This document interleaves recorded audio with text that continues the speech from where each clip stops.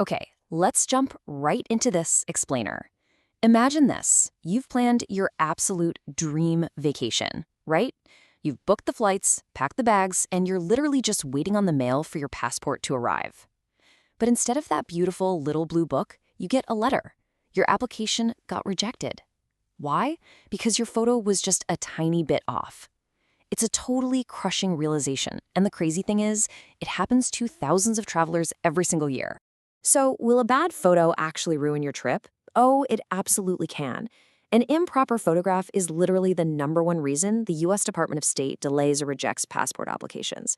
But hey, don't sweat it because we're going to validate that frustration of dealing with bureaucratic rejections right now. And I promise you, by the end of this explainer, you're going to have the ultimate, completely foolproof guide to getting it right on the very first try. So here's exactly how we're breaking this down today. First, official US photo requirements. Then, preparing for your photo, taking the perfect photo, common mistakes to avoid, editing, submitting and printing, and finally, a final review and resources. All right, Section 1, official US photo requirements. Let's navigate these strict government guidelines. Okay, the State Department does not play around with these dimensions. Your printed photo has to be exactly 2 by 2 inches, which is 51 by 51 millimeters. And within that little square, your head, and we're measuring from the bottom of your chin to the top of your head, completely ignoring big hair, must measure exactly between 1 and 1 3/8 inches. You absolutely need a plain white or off-white background. It has to be full color, printed on quality matte or glossy paper, and this is key, taken within the last 6 months so it actually looks like you today. Being even a millimeter off can cause a massive delay. Now, you might be wondering why they're so picky. Well, it's not just government bureaucracy for the sake of it. It's all about biometric standards. These are super technical specifications set globally by the International Civil Aviation Organization.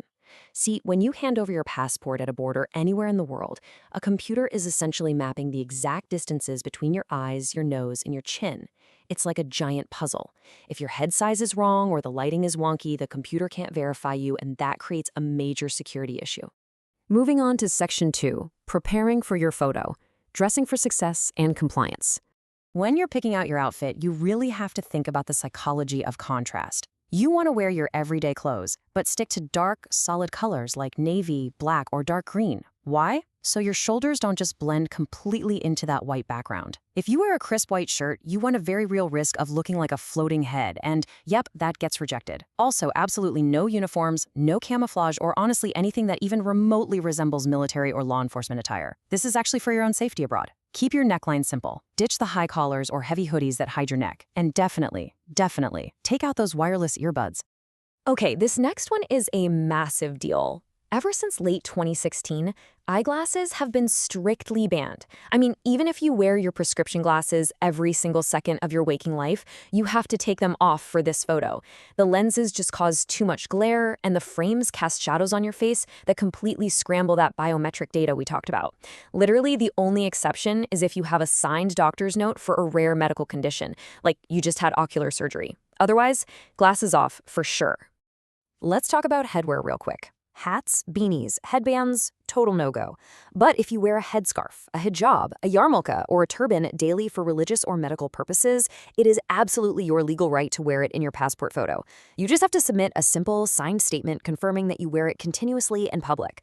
Just make sure it's pulled back enough so your entire face, from the bottom of your chin all the way up to the top of your forehead, is totally visible without casting any funky shadows. Section 3. Taking the perfect photo. Let's set up the ultimate DIY studio. All right, first things first, turn off those harsh yellow overhead lights in your house. What you want is diffused, indirect, natural daylight. So just face a window during the day. Step 2 is absolutely crucial. Stand 1 to 2 feet away from your flat white wall or bedsheet. Do not lean against it. If you lean on the wall, you're going to cast a dark shadow right behind your head, and that equals an instant rejection. Finally, get that camera at eye level, about 50 inches away. Grab a friend to take the picture or set up a tripod, but whatever you do, no selfies. As for posing, you've got to keep it neutral, mouth completely closed, no teeth showing at all, and keep both eyes wide open. A very slight, kind of Mona Lisa-style natural smile is totally fine, but any big, exaggerated expressions will get that photo instantly tossed out. Think pleasant but serious. Section 4. Common mistakes to avoid. Let's slay some photo rejection dragons. So look at the difference here. The right way has this beautiful, even lighting, and you can see a clear contrast between the dark shirt and the white background. The wrong way, you've got harsh sunlight creating a massive, dramatic shadow right across half the face, and a white shirt that literally makes the shoulders disappear into the background. Remember, shadows hide your unique facial features, and that just totally confuses the passport agency's computers. Remember how I said no selfies earlier? Well, here's the actual physics behind that rule. Smartphone front-facing cameras use wide-angle lenses. If you hold that lens close to your face, it causes what's called fisheye distortion. It basically makes your nose look huge and your ears kind of disappear backward into your head. It completely warps the biometric proportions of your face. So always use the rear-facing camera from several feet back. And here are just a few more instant red flags. No digital alterations, period. No Instagram filters, no Photoshop to hide a blemish, and absolutely no AI enhancement whatsoever. If your flash gives you red eye, you have to retake it. You cannot digitally correct that. Also, make sure your hair is tucked neatly behind your ears so it isn't hiding your eyes. Keep your head straight, not tilted to the side. And remember, that photo has to be less than 6 months old. Trust me, they will know if you just submit the exact same photo from your last passport 10 years ago. Section 5, editing, submitting, and printing. This is where we get into my favorite life hacks for cheap, fully compliant photos. If you walk right into a pharmacy or a shipping store today, they're going to charge you anywhere from $15 to $17 for 2 tiny little 2x2 squares of paper. Honestly, it's a massive markup.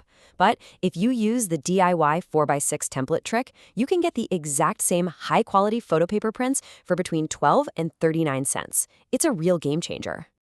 Here is exactly how you pull off this genius hack. First, just use a free online tool to crop your digital image to the proper 2x2 proportions. Then, put 2 of those 2x2 images side by side onto a standard 4x6 digital canvas. Because 4x6 is just a standard family photo size, you can send it to any local pharmacy's photo center and print it on glossy paper for literal pennies. When you pick it up, just carefully, and I mean carefully, cut out your 2x2 squares with some scissors. Boom, you just saved yourself $16. Now, if you are lucky enough to be eligible for the State Department's online portal renewal, you don't even need to print a single thing. Just make sure your digital file is a JPEG, exactly 600 by 600 pixels, and under 10 megabytes in size. And again, I can't stress this enough, 0 digital retouching. You just gotta let those raw pixels speak for themselves. All right, our last section, Section 6, Final Review and Resources. Let's double-check everything before you apply. Go ahead and grab a ruler. Does your head actually measure exactly between 1 and 1 3/8 inches from your chin to your crown? Are your eyes sitting nicely between 1 1/8 and 1 3/8 inches from the bottom edge? Check the physical quality of the print itself too. There can be 0 damage. If you accidentally bent it in your pocket and it has a tiny crease, print a new one. If there's an ink smear, print a new one.